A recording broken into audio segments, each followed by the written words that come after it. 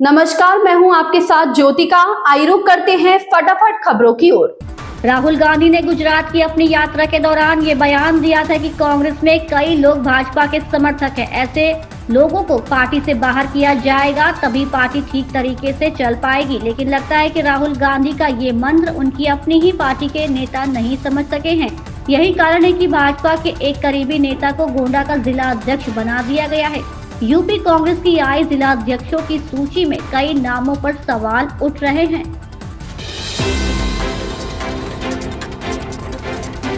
तमिलनाडु में सत्तारूढ़ द्रमुक ने परिसीमन को लेकर अहम बैठक की। बैठक में कई राजनीतिक दलों के नेताओं ने हिस्सा लिया। बैठक के लिए द्रमुक ने 7 राज्यों केरल, कर्नाटक, आंध्र प्रदेश, तेलंगाना, उड़ीसा, पश्चिम बंगाल और पंजाब से संपर्क साधा था। इस बीच चेन्नई में हुई परिसीमन पर बैठक में तमिलनाडु के मुख्यमंत्री M.K. स्टालिन ने कहा, वर्तमान जनसंख्या के हिसाब से निर्वाचन क्षेत्रों का परिसीमन नहीं होना चाहिए। हम सभी को इसका विरोध करने में दृढ़ रहना चाहिए। संसद में जनप्रतिनिधियों की संख्या में कमी आने से हमारे विचार व्यक्त करने की ताकत कम हो जाएगी।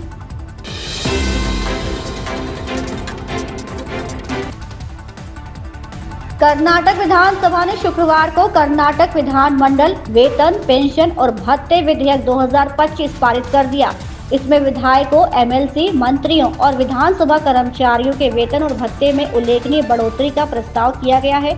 सरकार की ओर से फंड की कमी की शिकायत के बीच उठाए गए इस कदम की कड़ी आलोचना हो रही है। इस पर सियासी बहस भी छिड़ गई है। हनी ट्रैप विवाद से जुड़े हंगामे के बीच विधानसभा में इस विधेयक को पारित किया गया।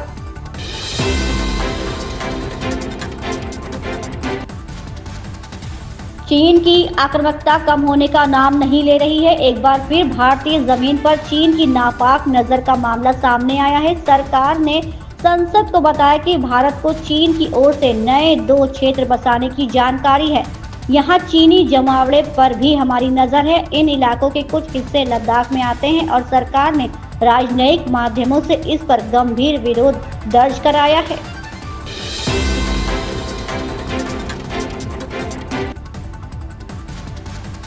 भारत ने भगोड़े इस्लामिक उपदेशक जाकिर नाइक को लेकर पाकिस्तान के नरम रुख पर और उसके आतिथ्य पर चिंता जाहिर की है। विदेश मंत्रालय के प्रवक्ता रणधीर जायसवाल ने कहा कि वांछित शख्स का समर्थन सब कुछ बयां करता है। उन्होंने इस बात को भी उल्लेख किया कि एक वांछित व्यक्ति की मेजबानी करना, उसे शरण देना पाकिस्तान के दृष्टिकोण को कैसे स्पष्ट करता है।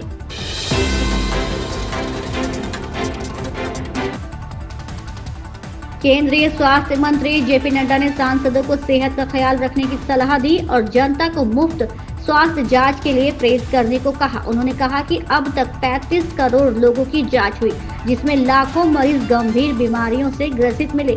सांसद हेमा मालिनी ने आयुष्मान योजना में अस्पतालों की मेजबानी का मुद्दा उठाया।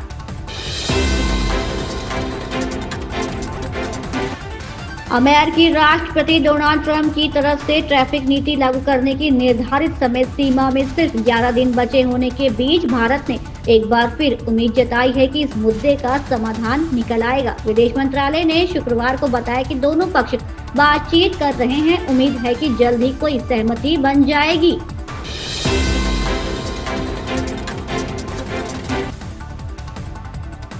राष्ट्रीय न्यायिक नियुक्ति आयोग का नाम लिए बिना राज्यसभा के सभापति जगदीप धनखड़ ने कहा कि अगर संसद में सर्वसम्मति से पारित किए गए तंत्र को अनुमति दी गई होती तो न्यायिक जवाबदेही के मुद्दे का समाधान हो गया होता। 2014 में संसद से पारित NJAC को 2015 में सुप्रीम कोर्ट ने असंवैधानिक करार दिया था।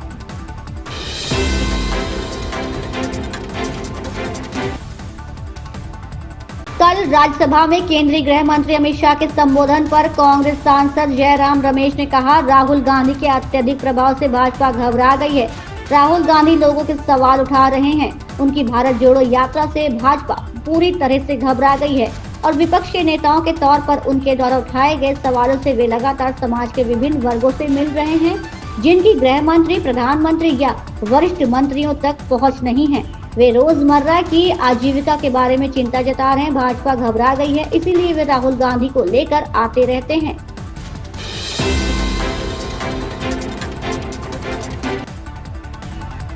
आप दिल्ली अध्यक्ष सौरभ भारद्वाज ने कहा, पीएम ने वादा किया था कि 8 मार्च को दिल्ली की हर महिला को 2500 रुपए मिलेंगे। हमने जुमला बैंक का चेक दिया है जिस पर 2500 रुपए लिखा है। शायद अब भाजपा को शर्म आएगी और वो अपना वादा पूरा करेगी। प्रधानमंत्री जी का वादा था,